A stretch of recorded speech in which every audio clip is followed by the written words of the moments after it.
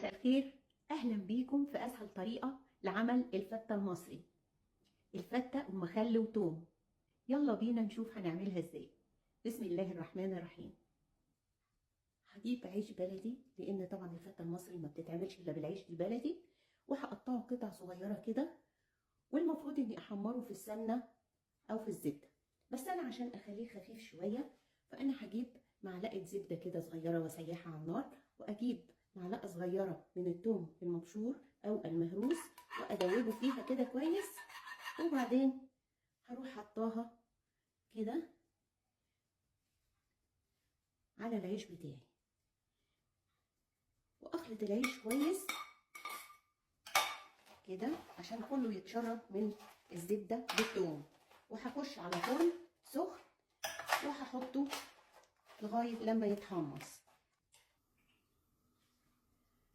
في حله على النار هسيح حته زبده كده كويسه مع شويه زيت واسيبهم يسيحوا مع بعض.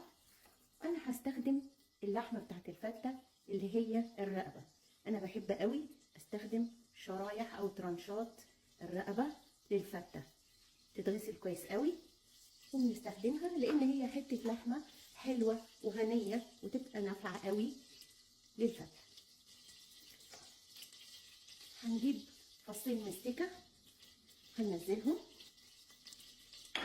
في الزبده وهبتدي انزل بشرايح اللحمه بتاعتي.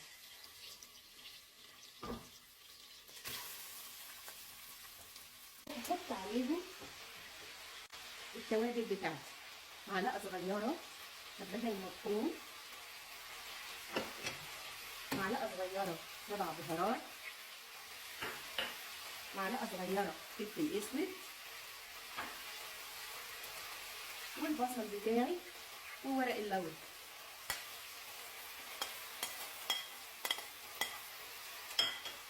تقلبتين كده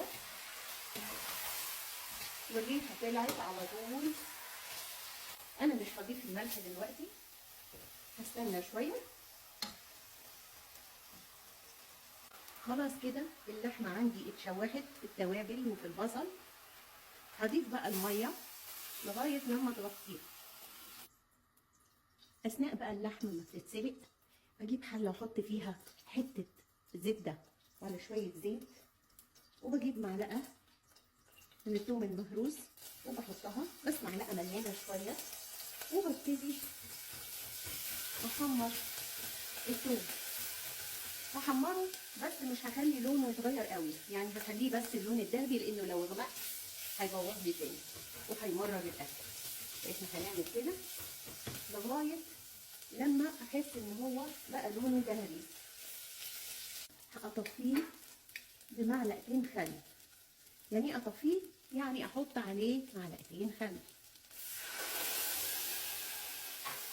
وهقلب كده.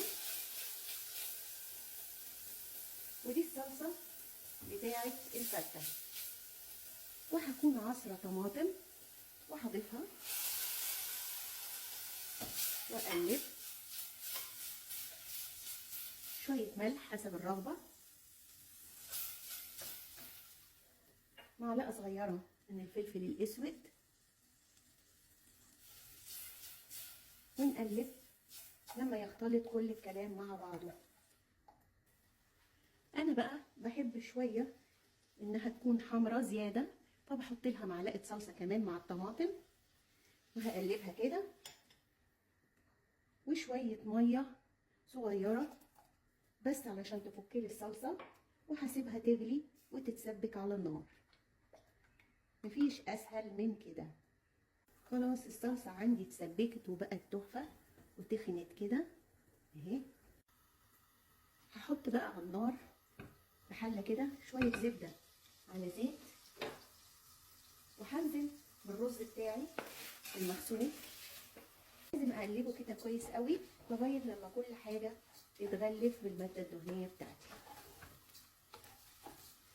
كده الرز عندي اتغلف بالماده الدهنيه.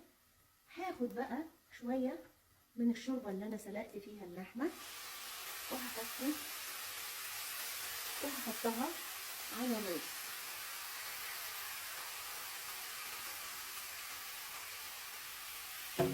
وبعدين هكمل ميه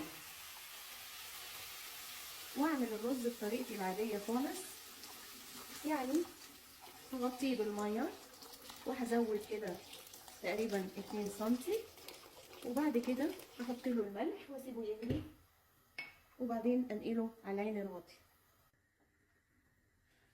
هحط بقى العيش بتاعي بعد لما حمصته كده، خلاص نشف اهو، بقى جامد جدا اهو. احطه في حله على نار واطيه خالص، واخد من الشوربه بتاعت اللحمه واسقيه. يعني هحط بتاع مثلا 3-4 كبشات من الشوربه مع العيش كده، تمام. وهقلبه بحيث ان هو يتشرب من الشوربه دي. الفته المصري لازم العيش يكون طري، مش زي الفته الشامي العيش يكون ناشف، لا، دي عشان عيش بلدي مصري لازم يكون طري، تمام. وهناخد كمان شويه من الصلصه اللي احنا عملناها ونحط على العيش بتاعنا. الخطوه دي يا جماعه ما عندكوش فكره، بتخلي طعم العيش فظيع. بسيبه كده على النار الهاديه، وبعد كده بشيله من على النار واغطيه واسيبه لما يتشرب كل الشوربه. خلاص كده الفته بتاعتنا استوت وغرفناها وبقت حاجه مش معقوله.